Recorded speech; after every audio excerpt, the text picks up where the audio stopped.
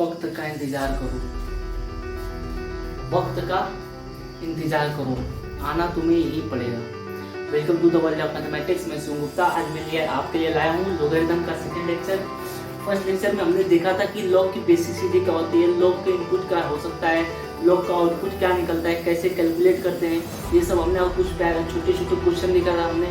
ठीक है, इस सीरीज में सेकंड लेक्चर में हम देखेंगे कि लॉग के टू वेरी इंपॉर्टेंट बेस क्या होते हैं, आइलैश कांस्टेंट क्या होता है। ठीक है, और हम देखेंगे कि लॉग का डोमेन क्या है, रेंज क्या है, ये सब चीज़ें हम इस लेक्चर में कवर करेंगे। तो उससे पहले कुछ क्वेश्चन लाया हूँ आपके लिए, छोटे छोटे क्वेश्चन, ताकि कल का जो लेक्चर था वो आज फिर से रिवाइज हो जाए और आपका जो लॉग को समझने की जो शैली है थोड़ा और डेवलप हो जाए। ठीक है, तो मेरा आपसे रिक्वेस्ट है कि आप इस सेशन को पॉज कीजिए और इस क्वेश्चन को खुद अटेम्प्ट करें, क्वेश्चन को खुद अटेम्प्ट करें।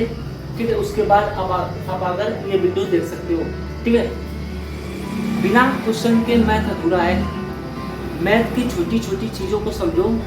ठीक है, मैथ की छोटी छोटी चीज़ों को समझो, क्वेश्चन से प्यार करो, मैथ आपकी एकदम अच्छी हो जाएगी। ठीक है, हाँ, मैथ क्या है? Math is the game of number notation, number notation. ठीक है, खेल है मैथ नंबर का, नोटेशन का।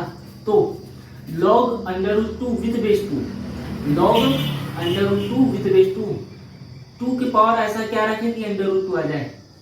दोस्तों 2 के पावर यहाँ पे क्या रखे कि अंडर रूट 2 आ जाए। दोस्तों अगर मैं 2 के पावर यदि मैं 2 के पावर 1/2 रखूं तो इसकी वैल्यू होती है अंडर रूट 2। समझ लो, 2 के पावर 1/2 रखने पर उसकी वैल्यू अंडर रूट 2 होती है, तो इसकी वैल्यू क्या आ जाएगी 1/2। ओके, हाँ, लॉग अंडर रूट, फिर उसके अंदर है under root 2, log under root, उसके अंदर है अंडर रूट 2 विद बेस 2। 2 के पावर ऐसा क्या रखे कि अंडर रूट फिर अंडर रूट 2 आ जाए। ठीक है, तो देखो 2 के पावर 1/2 रखने पे क्या आता है अंडर रूट।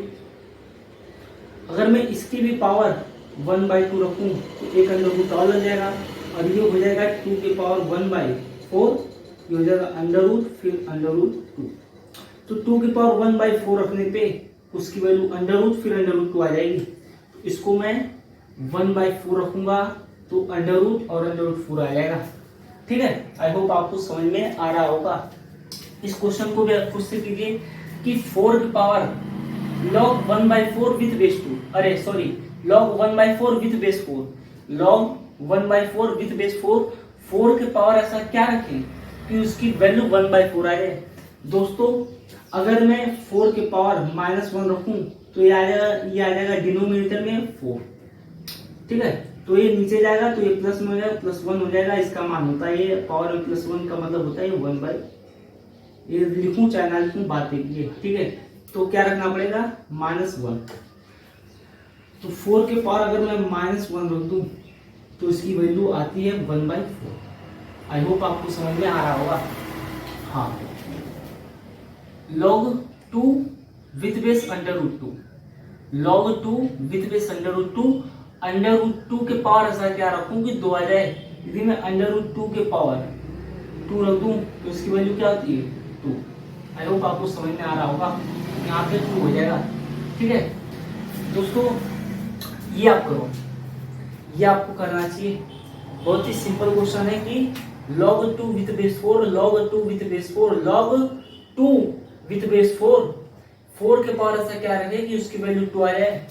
ठीक है, यदि मैं 4 के पावर 1/2 रखूं तो हो जाएगा अंडर रूट 4 और अंडर रूट 4 की वैल्यू होती है 2। आप देख रहे होंगे, आई होप आपको समझ में भी आ रहा होगा। तो उसके पावर 1/2 रखना पड़ेगा। ठीक है, हाँ, अच्छा, log under root 3, log under root 3 with base 3, log under root 3 with base 3, 3 के पावर ऐसा क्या रखे कि उसकी वैल्यू अंडर रूट 3 आ जाए।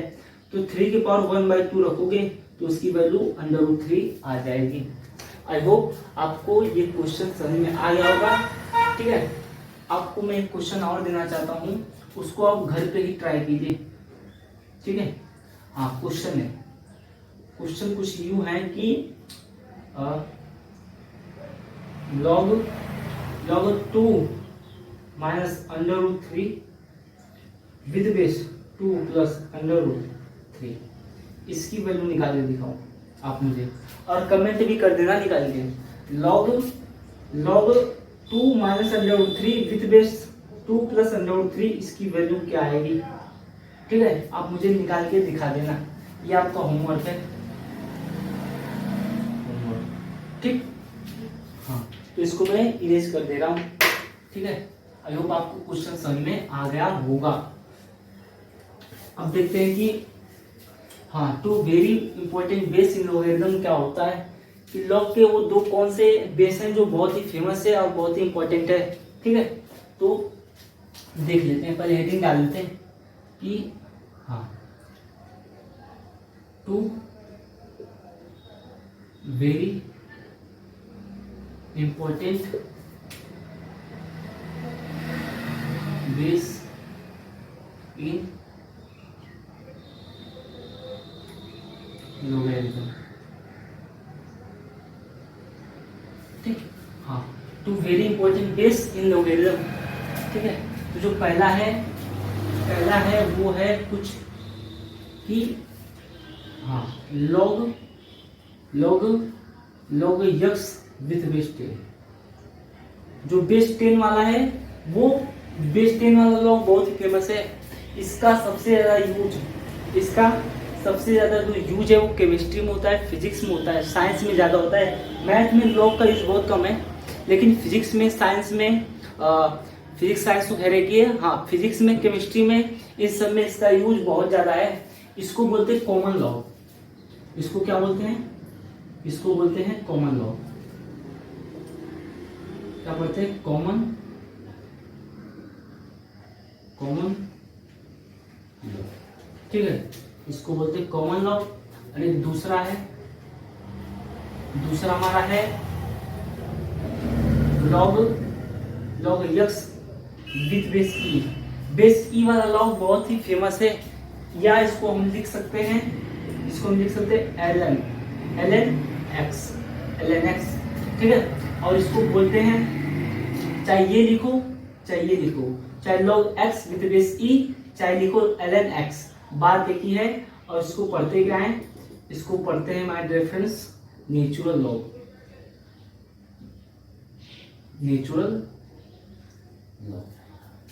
आई होप आपको समझ में आ रहा होगा। ई क्या है? वेयर। लिख देता हूँ यहाँ पे लिख देता हूँ वेयर ई क्या है? Euler's constant. आइलर बाबा ने ये वैल्यू हमें दी थी, वैल्यू भी आपको बता रहा हूँ कि ई क्या है। ई को बोलते हैं आइलर्स कांस्टेंट, और ई की जो वैल्यू है, ई की अप्रोक्सीमेट वैल्यू है 2.718। ई की जो वैल्यू होती है अप्रोक्सीमेट, लगभग वैल्यू, एग्जैक्ट नहीं है।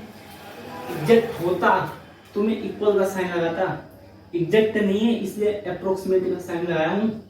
समझ रहे? ये दोनों अलग चीज है। एग्जैक्ट का मतलब 2 बराबर 2 होता है, 2 इक्वल टू 2 होता है।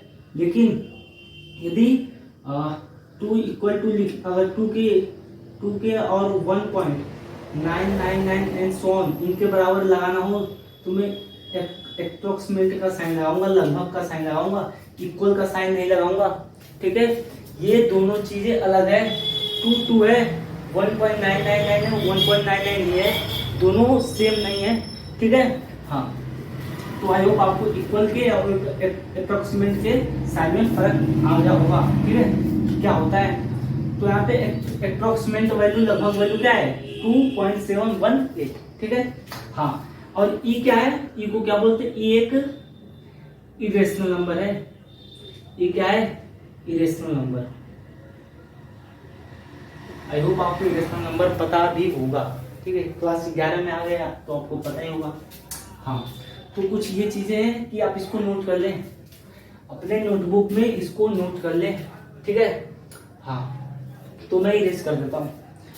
एक बार बता दूं कि two very important base in logarithm, base 10 वाला लॉग बहुत ही फेमस है और बेस ई वाला लॉग बहुत ही फेमस है। ई क्या है, एलएस कांस्टेंट है, ई की जो अप्रोक्सीमेट वैल्यू है 2.718 है और ई क्या है, ई एक इरेशनल नंबर है। ठीक, इरेज करता हूँ इसे। हाँ, अब देख लेते हैं डोमेन क्या होता है, रेंज क्या होता है। आई होप आपको डोमेन रेंज मालूम होगा, नहीं मालूम तो कोई बात नहीं, मैं आपको बता दूंगा कि डोमेन क्या होता है, रेंज क्या होता है। हाँ, domain, sorry, domain and range, domain in range of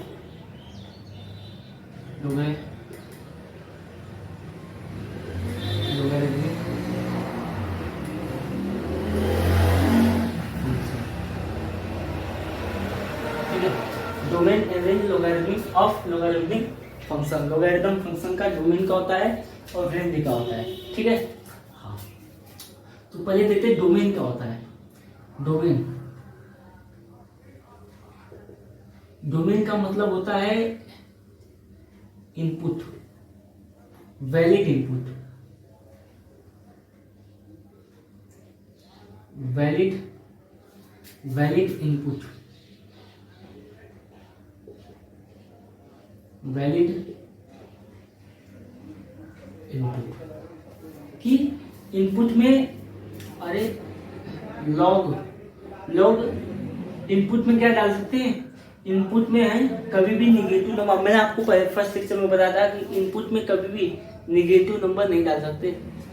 हाँ, इनपुट करने और भी निगेटिव, और इनपुट में कभी जीरो भी नहीं डाल सकते, इनपुट करने और भी zero.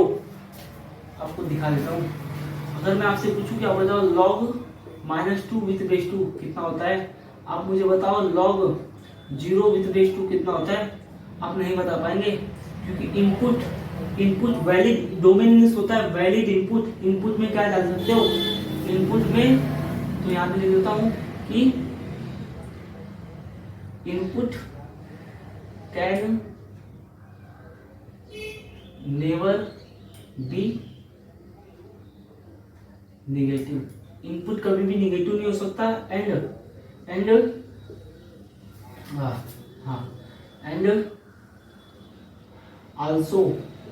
Also can never be zero. हाँ, इनपुट निगेटिव भी नहीं हो सकता और इनपुट जीरो भी नहीं हो सकता। तो इनपुट में क्या डाल सकते हो, इनपुट जीरो छोड़ के ये ओपन। एक बात आपको बता दो, देखो इसका मतलब होता है इंक्लूड, इसका मतलब होता है नॉट इंक्लूड। यहाँ पे नोट में लिख लो, इसको मैं इरेज कर देता हूँ। ठीक है, हाँ, एक नोट दिखा रहा हूँ, नोट लिख लो। इसका मतलब होता है कि नॉट इंक्लूड, और इसका मतलब होता है कि इंक्लूड। ठीक है, इसका मतलब होता है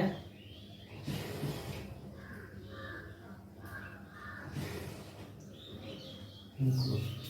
ठीक, हाँ, तो जीरो को छोड़ के उसके बाद के जितने नंबर है और इनफाइनाइट को छोड़ के उसके पहले के जितने नंबर है आप इनपुट में डाल सकते हो। ठीक है, यहाँ पर आप जीरो को छोड़ के उसके बाद जितने नंबर है और इनफाइनाइट को छोड़ के उसके पहले जितने नंबर है, जीरो और इनफाइनाइट के पहले के जितने भी नंबर है आप उनको इनपुट में डाल सकते हो, यहाँ पर कुछ भी रख सकते हो। ठीक है, हाँ, और रेंज क्या होता है,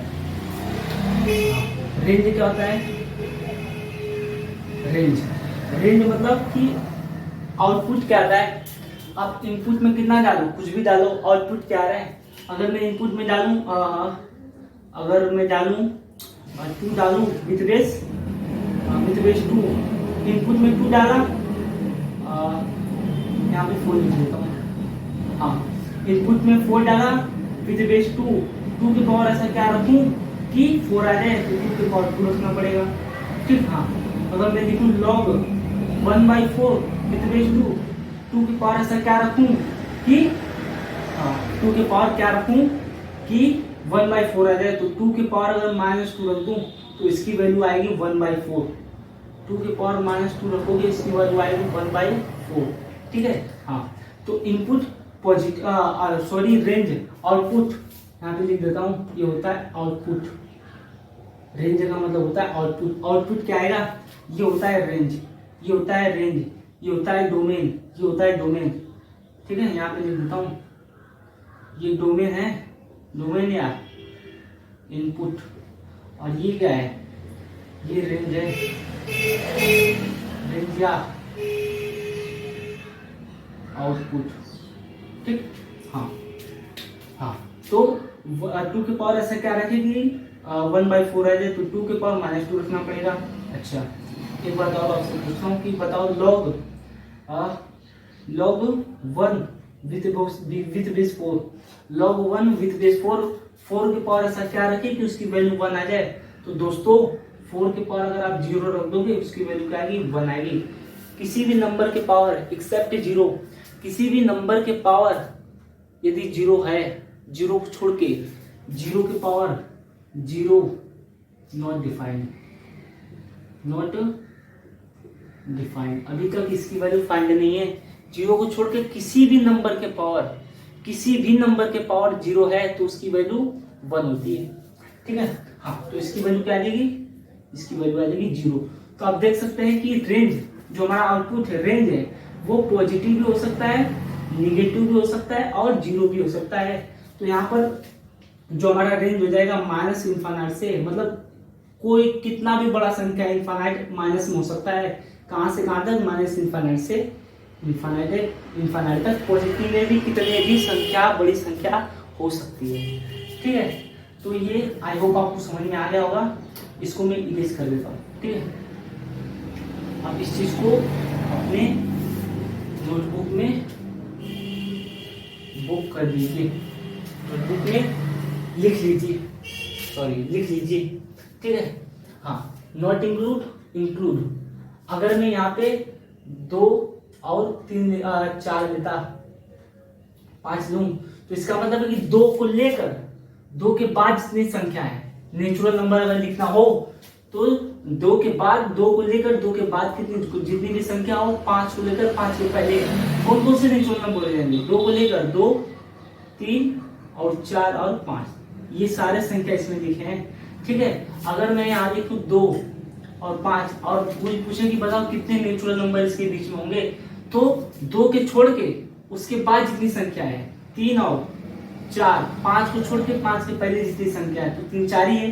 तो इसका आंसर क्या हो जाएगा, दिस इज आंसर। ठीक है, तो आई होप आपको समझ में आ गया होगा। इसका मतलब इंक्लूड 2 और, इसका मतलब होता है नॉट इंक्लूड, 2 और 5 को इंक्लूड नहीं करना है, इसका मतलब होता है इंक्लूड।